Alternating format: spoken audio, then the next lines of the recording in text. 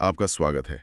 आज हमारे पास एक बहुत ही दिलचस्प आध्यात्मिक लेख है और हम इसकी गहराइयों में उतरने वाले हैं। बिल्कुल। ये 26 जनवरी 2026 की प्रातः मुरली है, जिसे बाप दादा का संदेश कहा जाता है। हाँ। अब इस तरह के लेखों में अक्सर आत्म साक्षात्कार और समय के चक्र जैसी बातें होती हैं। हाँ, होती हैं। लेकिन आज का हमारा मिशन एक खास पहेली को सुलझाना है, जो इसी लेख में छिपी है।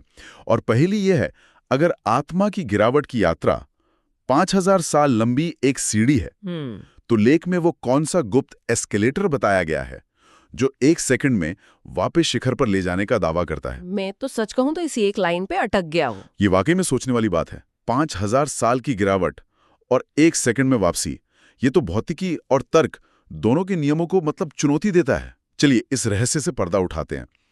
तो इसकी शुरुआत ही एक बहुत तीखे कॉन्ट्रास्ट से होती है। भक्ति का मार्ग बनाम ज्ञान का मार्ग। हाँ। लेख कहता है कि आधा कल्प यानी करीब 2500 साल लोगों ने जिसकी भक्ति की, वही बाप अब खुदा कर पढ़ा रहे हैं। लेकिन यहां 1 मिनट रुकिए। जी। लेख कहता है कि भक्ति दुख का मार्ग है और इसमें अंधश्रद्धा है। ये तो उन करोड़ों लोगों के लिए थोड़ा अपमानजनक लग सकता है जो भक्ति से शांति और सहारा पाते हैं। ये बहुत ही महत्वपूर्ण सवाल है। क्या लेख इन दोनों के बीच कोई अंतर बताता है?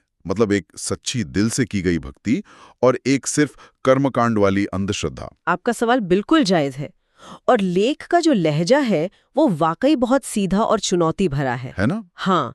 जब वो भक्ति को दुख का मार्ग कहता है तो उसका इशारा उस भक्ति की तरफ है जो बाहरी कर्मकांडों में उलझकर रह गई है। अच्छा। लेख इसका एक उदाहरण भी देता है कि लोग लक्ष्मी की पूजा करते हैं, धन मांगते हैं, लेकिन अगर उनसे पूछें कि लक्ष्मी ने कब से कब तक राज्य किया या उनकी जीवन कहानी क्या थी, तो कोई नहीं जानता। कोई नहीं जानता।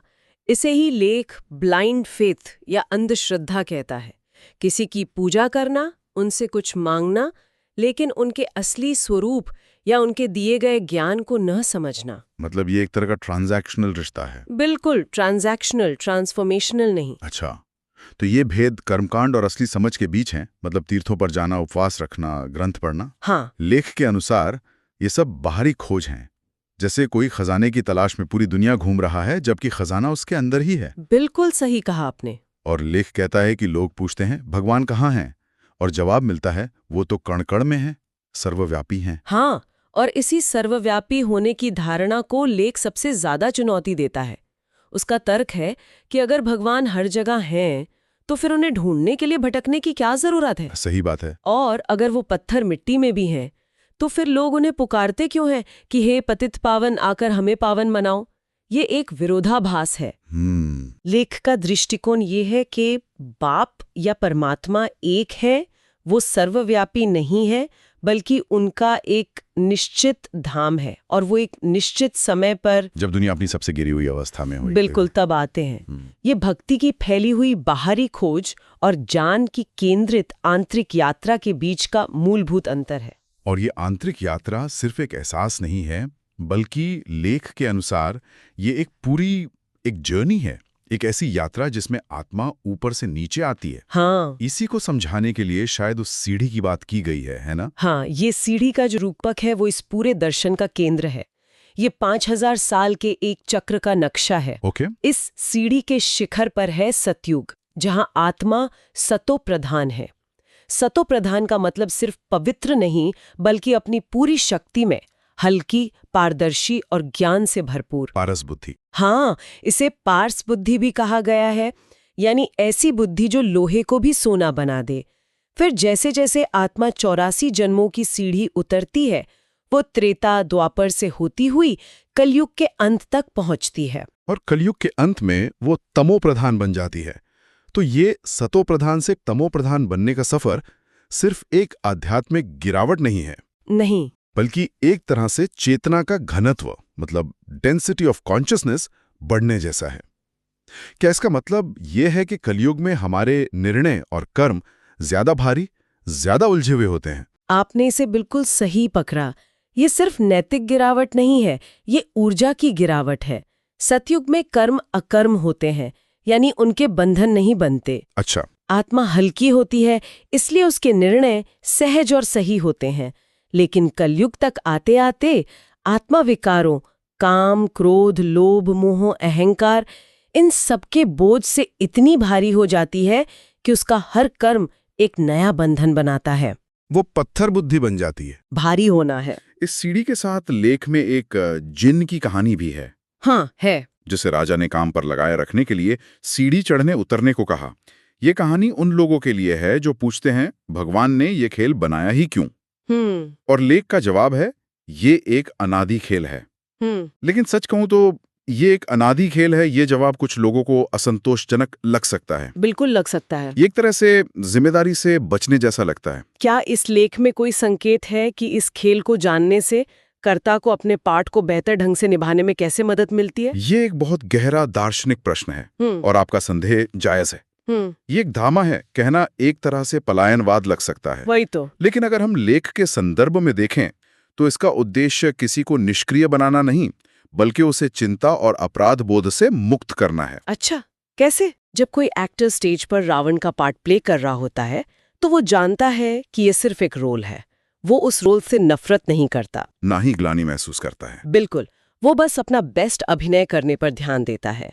इसी तरह ये ज्ञान कि ये एक अनादि बना बनाया ड्रामा है, आत्मा को क्यों, क्या, कैसे हुआ के अंतहीन सवालों से निकालकर अब मुझे क्या करना है पर केंद्रित करता है। हाँ, ये अतीत के बोझ से मुक्त करके वर्तमान क्षण में सर्वश्रेष्ठ कर्म करने की शक्ति देता है।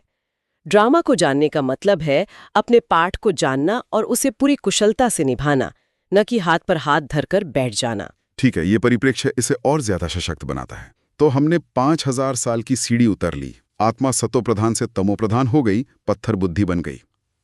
अब आती है वो लिफ्ट। हाँ, अब हम उस पहेली पर आते हैं जिसने मुझे शुरू में ही जकड़ लिया था। लिफ्ट। जो सीढ़ी उतरने में 5000 साल लगे, उसे 1 सेकंड में कैसे चढ़ा जा सकता है? ये कैसे संभव है? यहीं पर लेखक का सबसे क्रांतिकारी विचार सामने आता है।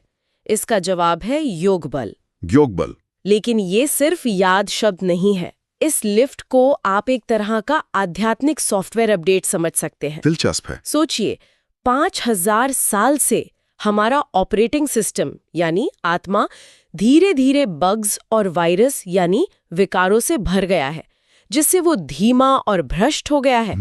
योग बल वो एक क्लिक अपडेट है जो सीधे स्रोत यानी परमात्मा से जुड़कर सिस्टम को उसकी मूल साफ सुथरी फैक्ट्री सेटिंग्स पर रीसेट कर देता है। वाह, आध्यात्मिक सॉफ्टवेयर अपडेट, ये एनालॉजी कमाल की है। लेकिन ये 1 सेकंड की याद वाली बात, क्या इसका मतलब यह है कि सालों के मेहनत या तपस्या का कोई मूल्य नहीं है? नहीं। या ये उस एक पल की गुणवत्ता के बारे में है जिसे एपिफेनी या आत्म साक्षात्कार कहते हैं, जहां इंसान का पूरा दृष्टिकोण एक झटके में बदल जाता है? बिल्कुल, ये मात्रा के बजाय गुणवत्ता की बात है।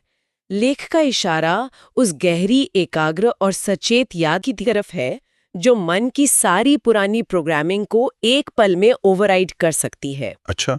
ये केवल शब्दों का दोहराव नहीं, बल्कि एक अस्तित्वगत बदलाव, एक एग्जिस्टेंशियल शिफ्ट है। ये वो 1 सेकंड है जब आत्मा को अपने असली स्वरूप मैं कौन हूँ और अपने स्रोत मेरा कौन है की स्पष्ट और शक्तिशाली अनुभूति होती है। उस 1 सेकंड की अनुभूति में इतनी शक्ति होती है कि वो 63 जन्मों के विकारों के प्रभाव को काटना शुरू कर देती है। इसीलिए लेख कहता है, बाप कहते हैं याद करो तो तुम्हारे पाप कट जाएंगे। हाँ, ये एक सतत प्रक्रिया है जो उस 1 सेकंड के संकल्प से शुरू होती है। और ये चमत्कारी लिफ्ट या सॉफ्टवेयर अपडेट किसी खास समय पर ही उपलब्ध होता है ना, ये 24/7 सर्विस नहीं है। सही कहा। लेख के अनुसार यह अवसर केवल संगम युग में मिलता है। ये युगों के चक्र में एक बहुत छोटा संक्रमण का दौर है, ट्रांजिशन पीरियड।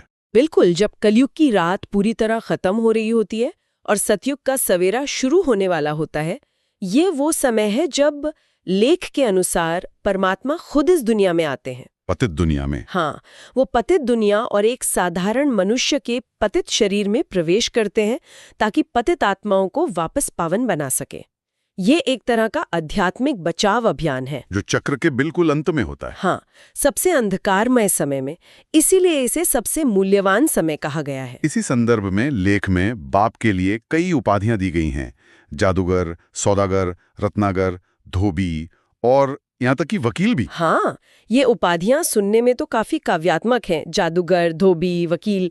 लेकिन क्या इससे ये खतरा नहीं है कि व्यक्ति अपनी जिम्मेदारी भगवान पर डाल दे ये एक बहुत बड़ा खतरा है कि भगवान जादूगर हैं, वही सब ठीक कर देंगे और इंसान अपना पुरुषार्थ करना कम कर दे। महात्मा के कार्य की प्रकृति को दर्शाती हैं, लेकिन ये व्यक्तिगत प्रयास या पुरुषार्थ का विकल्प नहीं है। अच्छा, जरा समझाइए। जैसे जादूगर, क्योंकि ये परिवर्तन असंभव लगता है। एक पत्थर बुद्धि को 1 सेकंड के संकल्प से पारस बुद्धि बनाना किसी जादू से कम नहीं। ठीक है। और धोबी? क्योंकि वो आत्मा पर जन्मांतर से लगे विकारों के दाग धोने की विधि बताते हैं।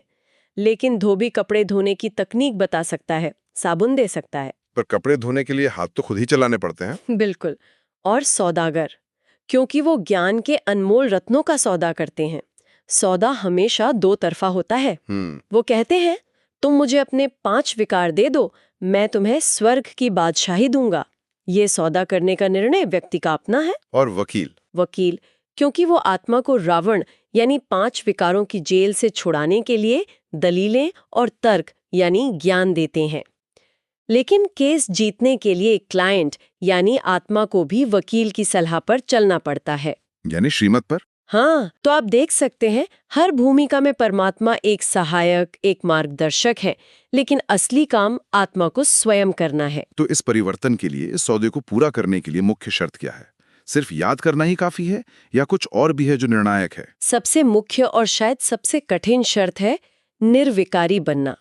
लेख में इस पर बहुत जोर दिया गया है।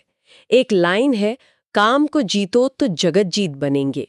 ये सीधे सीधे वासना पर विजय पाने की बात करता है, जिसे सभी विकारों का मूल माना गया है। अच्छा। लेख कहता है कि आत्मा ने 63 जन्म विकारों के अधीन रहकर बिताए हैं। अब ये एक अंतिम जन्म है जिसमें पवित्र बनकर घर वापस जाना है, और ये आसान नहीं है। बिल्कुल नहीं होगा। लेखक खुद स्वीकार करता है कि जब कोई इस रास्ते पर चलने की कोशिश करता है, खासकर गृहस्थ में, तो टकराव होता है। अबलाओं पर कितने अत्याचार होते हैं, ये वाक्य भी लेख में है, जो दिखाता है कि ये रास्ता चुनौतियों से भरा है। हाँ। लेकिन यही वो पुरुषार्थ है जो पत्थर को पारस बनाता है। तो आज की इस गहरी बातचीत से जो तस्वीर उभर रही है वो ये है कि भक्ति के बाहरी फैले हुए रास्ते से ज्ञान के आंतरिक केंद्रित मार्ग तक की एक यात्रा है। बिल्कुल। 5000 साल का एक चक्र है जिसे एक सीढ़ी के रूप में देखा जा सकता है, जो चेतना के भारी होने की कहानी है। और सबसे महत्वपूर्ण, वो लिफ्ट। हाँ, याद की शक्ति या योग बल की एक लिफ्ट है जो इस 5000 साल की गिरावट को 1 सेकंड के सचेत संकल्प से उलटने की क्षमता रखती है। बिल्कुल। ये लेख एक ऐसा फ्रेमवर्क देता है जहां एक विशेष समय यानी संगम युग पर किया गया व्यक्तिगत प्रयास यानी पुरुषार्थ 5000 साल की गिरावट को समाप्त कर सकता है। सारी शक्ति बाहरी अनुष्ठानों से हटकर पूरी तरह से आंतरिक जुड़ाव और आत्म परिवर्तन पर केंद्रित हो जाती है। ये एक बहुत ही शक्तिशाली और जिम्मेदार बनाने वाला विचार है, क्योंकि अंत में सफलता या असफलता की कुंजी पूरी तरह से व्यक्ति के हाथ में आ जाती है। लेख के अंत में एक वरदान दिया गया है जो एक बहुत ही विचारणीय प्रश्न छोड़ जाता है। हाँ, वो वरदान। इसमें अष्ट शक्ति स्वरूप होने की बात कही गई है, लेकिन साथ ही एक चेतावनी भी है।